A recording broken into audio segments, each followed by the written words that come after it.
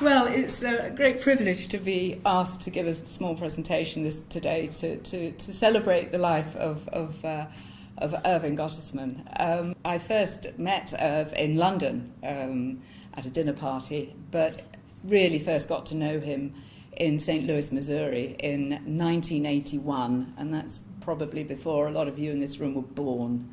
So it was quite a long time ago now. I first met Irv in Washington University Department of Psychiatry. We were spending a year there because Peter had an MRC training fellowship to go and work with Ted Reich in the department there. Irv, as you've already heard from Mike, was already a member of the senior faculty. He was the professor of psychiatric genetics in St. Louis at the time, and he already had this world-famous reputation, mainly amongst other bodies, amongst the whole of his body of work, really, but mainly for his twin study of schizophrenia, which was done here in the Hut. And you'll hear a little bit more about the Hut from Peter a little later on this afternoon. The Hut is about 50 yards sort of that way, or at least it was until it was demolished. And that's where this world-famous important work, which showed that schizophrenia was a high genetic condition, was undertaken by Irv and Jerry Shields, as you've already heard. So the department in St. Louis in the 1980s was actually a beacon of biological psychiatry in the United States. It was well known, particularly for genetic and also epidemiological research. And of course, at that time, much of the theory about the etiology of schizophrenia were psychogenic theories. In particular, the notion of the schizophrenogenic mother was prominent throughout the whole of North America. So for the department in St. Louis to propose that there was a genetic component to the etiology of schizophrenia, as well as the centres in Europe which were also promoting that idea, was really quite novel and was really going against the vast tide of the day. My day job as a very junior research associate was on the epidemiological catchment area project, but we were all encouraged to develop our own ideas, and in this, as you've heard, Irv was very much a great supporter of junior members of staff.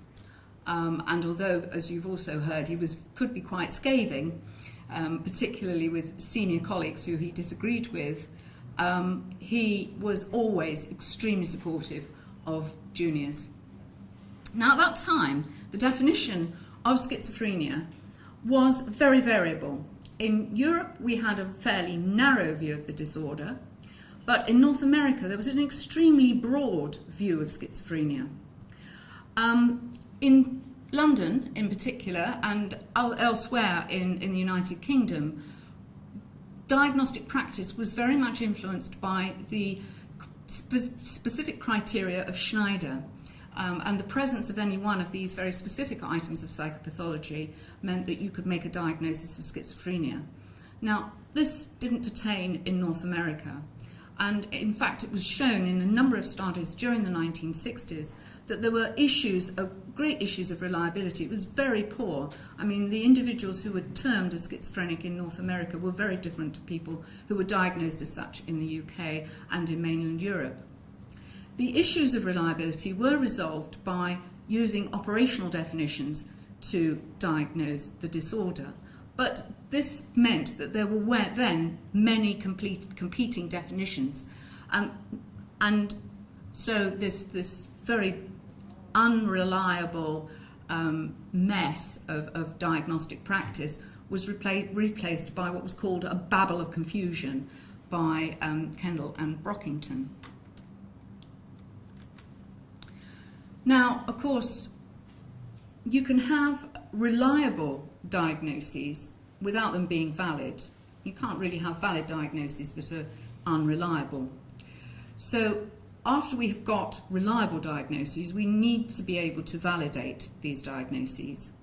And after some discussion between Peter and Irv and myself, Irv very generously agreed to allow us access to his transcript data of his interviews with the Maudsley twins.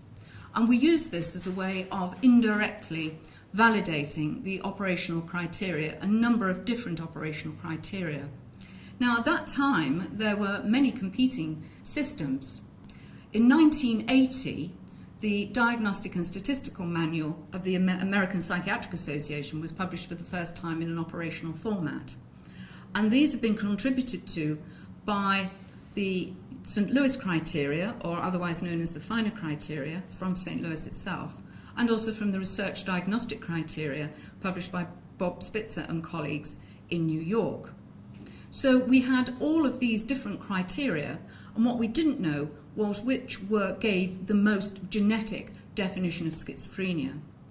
And because we knew that genes were involved in the etiology of the disorder, this was one way of indirectly validating our diagnostic criteria and seeing really which ones gave the more genetic diagnosis.